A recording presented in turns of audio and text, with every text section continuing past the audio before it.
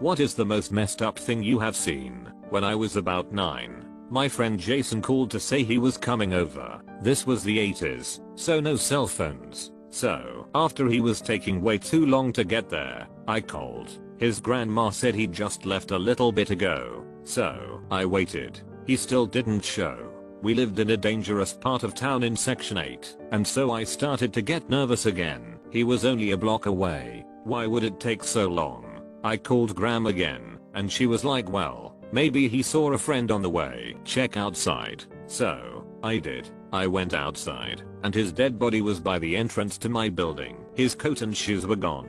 It seems someone murdered a little boy for his fine stuff. I had the pleasure of discovering him and testifying at the guy's grand jury later.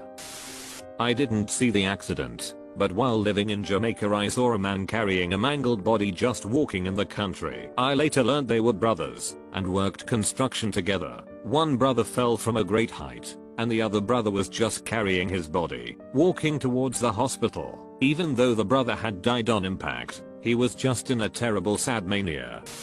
When I was in high school, the drama teacher was walking around on the catwalk high above the auditorium, and she got her hair stuck in an exhaust fan. At that tiny hair was almost to her knees. Her scalp was ripped off, and I saw her in the hallway with towels and blood everywhere. She was in shock and shivering on the ground. The school went into lockdown, and we were escorted to a different area, so we didn't have to see the aftermath. Unfortunately, I saw it before that happened. She was in the hospital for nearly a year recovering. Car accident. OMW. Home from work, I stopped to call 911 and got out to check on people. The guy I had checked on was holding his intestines in his lap. I don't have a clue how I was able to stay composed for his sake, telling him everything was fine. It was just a scratch, yada yada. When I was a paramedic, I got called for a self-inflicted gunshot wound. It was an 80-year-old man. Apparently the day before he buried his sister, and she was the last one of his family and friends left. Everyone in his life had died. He decided to put a 12 gauge under his jaw and end it all. The wall was covered in skull fragments, chunks of brain matter, and what was left of his head just looked like mangled hamburger meat. That wasn't the worst part though. IDK how this happens, but his face was laying next to his head completely intact, halfway dangling off of the pillow that he'd laid down on. That was almost 10 years ago, and I'm still bothered by it. When I was 13, I saw my best friend get plowed by a car when he was crossing the street. The side he started at had backed up traffic, and so you couldn't see the other side of the road. Alex just walked right across without looking, and a guy in a Buick sedan nailed him. He flew over the end of the car. He tried to get up, but when he did, both of his femurs snapped. I think that's when he passed out. That was about 20 years ago, and I still think about that every now and again.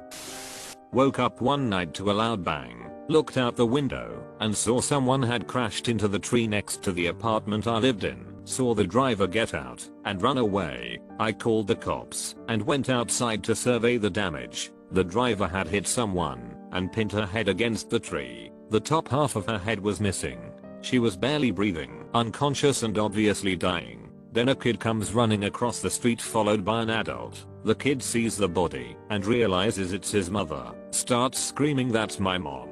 Goes up to the body and loses his screaming. The adult that was with him starts pulling him away. Turns out the driver was the mother's boyfriend. He was going like 60 in a 25 zone and swerved off the road aiming for her. F'd up.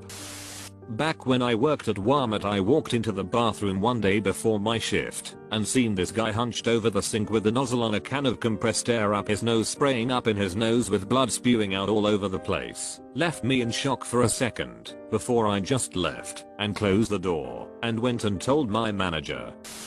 I'm a physician, and I was doing mandatory rural work in a small town in the border between Colombia and Venezuela. I heard a bunch of yelling and screams from the nurses, so I expected something bad coming into the air. There was a car crash close to the hospital, and they brought the wounded. There was a 5-year-old kid who was missing a hand here and had multiple cuts on his body, but he seemed to be alive. So we rushed and started working on him, and during my examination I was getting ready to intubate him.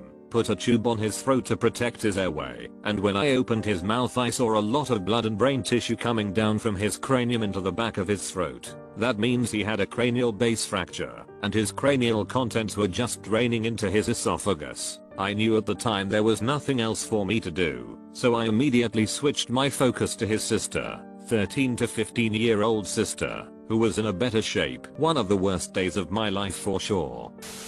Saw a car hit a man as he was riding his bike. In the bike lane, the man literally flipped in the air and made a scream that to this day I can't really describe, but he got hit from the back, which obviously caught him off guard, flipped and then landed in a ditch. The driver of the car stopped immediately and came out to his aid. Only explanation that makes sense is that she, the driver, was distracted because the man was rightfully in the bike lane, and she should have seen him from quarter of a mile away.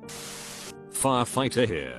I have seen some ones that stick in my head are mostly children. I distinctly remember one. His burns were extreme to say the least. All we could do was try and cool them until ambulance arrived. All he could do was howl a long, guttural wail that I can still hear, as if I was there today. He didn't last long. Another was a wildfire body surge. Parents wrapping themselves over the young kid to try and save them from the inevitable. The worst part is the way this tortures your mind for years afterward. They become your own children / partner in your dreams, but the memory itself is still there, and you know it's not. Former medic here. My first though was this kid who had a super unusual skin disease. His skin would just slide off if you even touched him. He wasn't meant to have survived long, but at this point he was 3. He was also, for lack of a better term, point dead. We couldn't intubate him because his esophagus shed as we were placing the tube, narrowing his airway to almost nothing. We worked and dropped lines. We bagged and did compressions.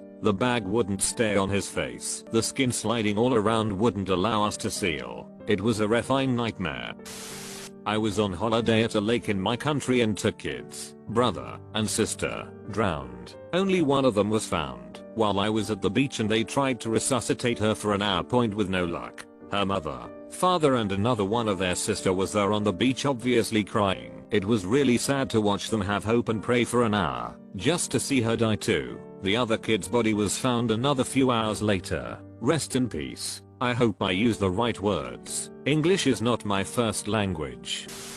Visited family in Laos, went to another relative's house, and there was a laptop on the table. Saw a video paused. I was curious as to what it was, so I pressed play, and there was this dude tied by all limbs, and then they proceeded to pull in both directions. The guy was screaming in agony, and then it just popped. His body was torn in half. Then the screaming stopped, but it followed by a horrifying low grunting and gurgling sound. Blood and guts just all over the pavement. I was horrified by it. My whole body just felt weak, and I was shaking uncontrollably, starting thinking, is this my relative's doing? Come to it. Later I realized he's a government official investigating this crime. That was a big relief, but damn, the damage was done. I'd witnessed an act of murder. Never will I forget how the screaming and the sound of a human body just torn apart so violently, plus the aftermath of what happened.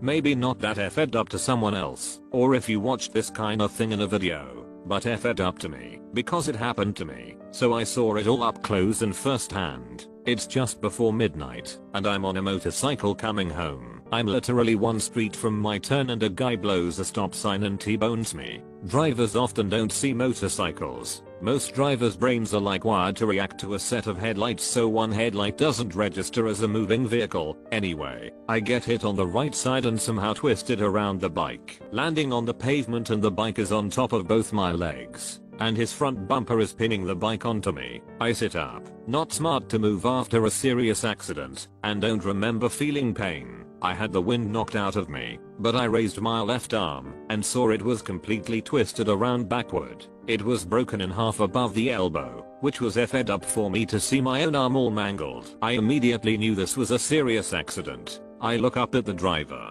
expecting him to get out and help me, exchange insurance info, etc. I'm mostly concerned with getting out of the street, so I'm not hit by another car. The driver backs his car off my bike, then puts it drive and takes off, which was the second effed up thing to see. A bystander saw the crash, saw that I'm in an intersection, immobile, and cars are coming, She runs into oncoming traffic to stop the cars from running me over. Very cool and super not effed up. The cars stop and, I think, maybe 5 to 6 people all came out of their vehicles to help. I'm still in shock, so I can't remember feeling any pain. Someone lifts the bike off my legs and, out of reflex, I adjust myself. Really not smart given what happened. I raised my legs to scoot back and felt my left leg lift and my right thigh and knee lift, but my right foot didn't go with it. I realized my leg, like my arm, was also broken in half, which I couldn't see, but I could feel how effed up the situation was. I knew that it's really bad to move anything near a broken bone because the bone can punch through the skin and expose the wound to open air. So, while panic sobbing, I ask a guy, "Am my leg's broken? Did the bone punch through?" "Can you see? It's bad if the bone punches through, right?" He looks at my leg, pauses, then says, "Oh, you're gonna be cool, man. Don't worry." Clearly trying not to mention my pant leg was soaked in blood and the bone clearly punched through. So I have a plate in my arm and a rod in my leg now. Silver lining. The guy who hit me and effed off, his bumper broke off as he escaped and his license plate was attached to it. So he was caught almost immediately and charged with felony hit and run. Maybe this isn't as effed up as most of the other stories, but thought I'd share anyway.